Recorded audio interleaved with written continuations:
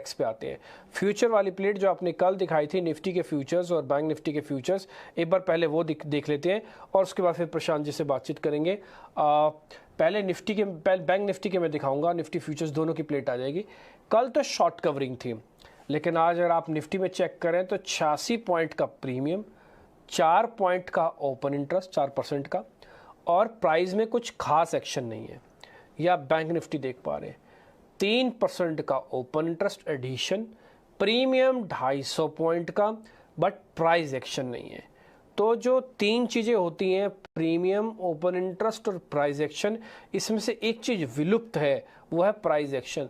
दो इंडिकेटर आपके फेवर में है, यानी कि फ्यूल भी है और इच्छा शक्ति भी है कि पुल बैक आ जाए, बट प्राइस का सपोर्ट नहीं मिल रहा। जैसे मैंने सुबह भी कहा था, अगर आप विजुलाइज करके देख रहे हो तो कई बार ऐसा लगता है कि हम 2 सीढ़ी चढ़ते हैं, बाद में हमको कोई धक्का दे देता है, फिर हम नीचे आ जाते हैं, फिर 2 सीढ़ी चढ़ते हैं, फिर कोई धक्का देता है, फिर नीचे आ जाते हैं। कुछ कुछ ऐसा इस समय इंडेक्स के साथ हो रहा है। प्रशांत जी से राय लेते हैं, करना क्या चाहिए। प्रशांत जी, आपके रिकमेंडेशन निफ्टी पे पहले बताइएगा, फिर बैंक निफ्टी पे बताइएगा। तो जहां तक निफ्टी स्पॉट का अगर आप चार्ट एक बार देख लेते हो, डेली चार्ट, सबसे पहले चीज जो लोग मिस कर जाते हैं वो ये है, हम बात करते हैं सपोर्ट पे है, बाउंस आएगा, बट हम सबसे पहली चीज जो मिस कर रहे हैं, पिछले 8 दिनों से हमने एक भी दिन प्रीवियस डे हाई को क्रॉस नहीं किया।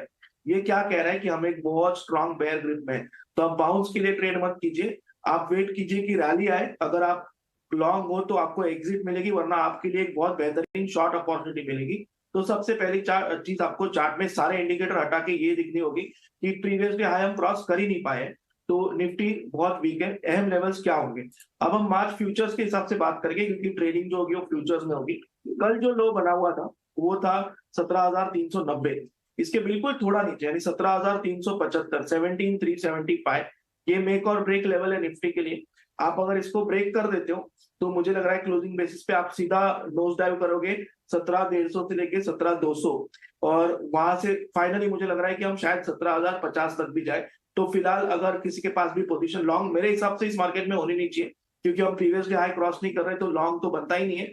पर अगर हो तो आपके लिए स्ट्रेट पोजिशनल स्टॉप लॉस जो होना चाहिए वो होना चाहिए फ्यूचर्स में 17,375।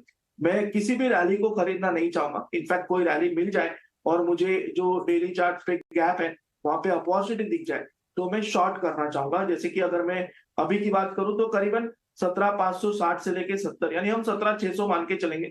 ये एक बहुत बड़ा रेजिस्टेंस है, और इसके ऊपर ठीक 50-70 पॉइंट ऊपर नेक्स्ट रेजिस्टेंस है। तो मुझे नहीं लग रहा है कि कहीं बाइंग में ज्यादा अपॉर्चुनिटी है।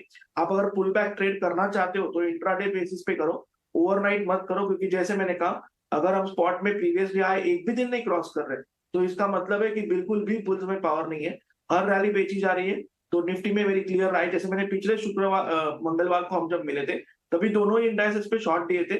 वहां से हमने देखा कि एक्सपायरी में बैंक निफ्टी करीबन 1000 point down, Nifty almost 400 point down, जो बहुत बड़ी मूव होती है 3 दिनों में, हमें मिली थी। अब मैं कहूंगा कि होल्ड कीजिए, और एक बार 17,375 फ्यूचर्स में ब्रेक पे शॉर्ट होगा, आपका स्टॉप लॉस तब होना चाहिए 17,500 के जस्ट ऊपर, और टारगेट आप रख सकते हो 17,150 से लेके 17,050 तक का।